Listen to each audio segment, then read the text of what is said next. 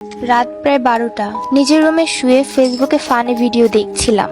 এমন সময় ঘরের জানালা থেকে একজন বৃদ্ধ মহিলা আমার নাম ধরে ডাক দিলেন। আমি জানালার পাশে গিয়ে জিজ্ঞাসা করলাম, কি হয়েছে দাদি? যেহেতু উনি বয়স্ক মহিলা ছিলেন, তাই ওনাকে আমি দাদি বলে ডেকেছি। উনি আমার কাছে একটা ঠিকানা জানতে চাইলেন। আমি সেটা দেখে বললাম, আরে এটা তো আমাদের পাশের এলাকা। উনি আমার দিকে তাকিয়ে এক অদ্ভুত হাসি দিয়ে চলে গেলেন। আমিও আবার ফোন নিয়ে ব্যস্ত হয়ে পড়লাম। কিন্তু একটু পরেই আমার হুঁশ হলো যে এটা কি করে সম্ভব।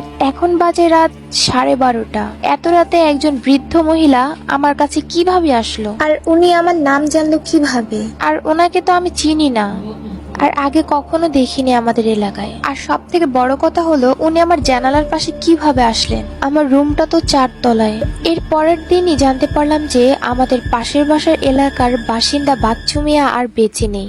কাল রাতে আনুমানিক 1টার দিকে সে তার বাড়ির পাশে পুকুরে ডুবে মারা গিয়েছে। কিন্তু আমার আর বুঝতে বাকি নেই যে এটা কোনো স্বাভাবিক মৃত্যু নয়, কারণ আমি যে ঠিকানাটা কালকে রাতে সেই মহিলাটাকে দিয়েছিলাম, সেই ঠিকানাটা আর কারো ছিল না। ওটা ছিল বাচ্চু মিয়ার বাড়ির ঠিকানা।